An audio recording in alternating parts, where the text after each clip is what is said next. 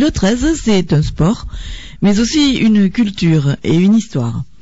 Dans les meilleurs livres consacrés à notre discipline, il faut citer l'ouvrage d'Henri Garcia, Rugby Champagne, paru aux éditions de la Table Ronde en 1961. Cet ouvrage raconte les 3 tournées du 13 de France aux Antipodes en 1951, 1956 et 1960. Alan nous en lit les premiers paragraphes. Il pleuvait sur Botany Bay. Depuis 4 jours, les vents du Pacifique portaient sur la côte australienne leur habituel contingent hivernal. Pluie, bourrasque, frimas, tempête, raz-de-marée. De la falaise, on distinguait à peine les paquebots sortant du port de Sydney. Triste fête nationale, en vérité, que ce 14 juillet 1960. Loin de la mère patrie, la Marseillaise a des accents nostalgiques qu'on ne lui connaît pas dans nos kermesses patriotiques. Autour du monument de la Pérouse, dans ce petit enclos grillagé, parcelle de terre française, nous étions là, une poignée misérable, venus en pèlerinage par ce temps de Toussaint. L'équipe de France remplaçait Saint-Cyrien et légionnaires, modestes troupes victimes de ces conquêtes. Les tricolores se serraient au premier rang et sous le crachin, la disparité des imperméables traduisait bien cette impression de troupes décimées.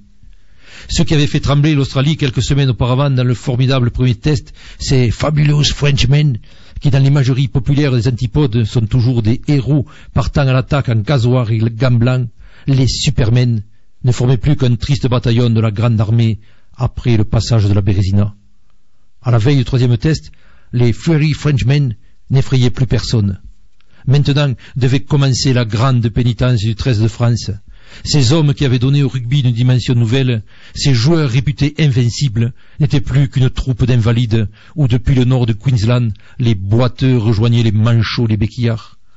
Assurément, le 13 de France avait perdu son visage de conquérant et comme c'est le triste usage lorsque le lion est blessé à mort, les chacals se permettent de lui tirer les moustaches.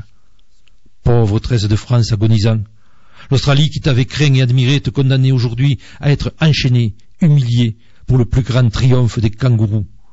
Nous rentrions dans Rome, derrière le char de César. Il pleuvait sur Botany Bay. Dans les rafales de vent, je n'entendais pas les mots du consul, et avec une sorte de rage au ventre, je revoyais les titres de la presse Sydney. L'heure de la mise à mort est venue. L'Australie va remporter un succès trop facile et sans signification.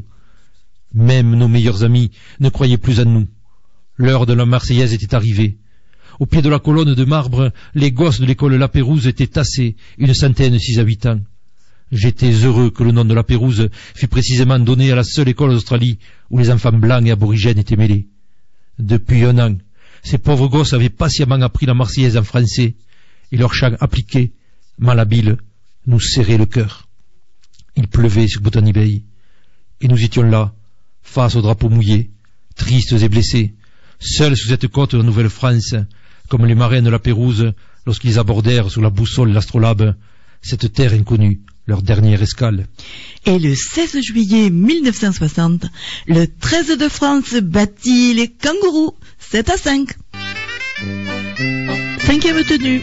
L'émission dynamique comme le rugby à 13 de RCF Pays d'Aude. Vous avez proposé avec le soutien de l'association Tenue de soirée et de l'AS Carcassonne 13. Au micro, Alan. Émile Lyon. Et à la technique Fleps, Al Cop Kevin. Merci Alan, le rendez-vous est pris pour le mois prochain et une seconde édition de 5e tenue.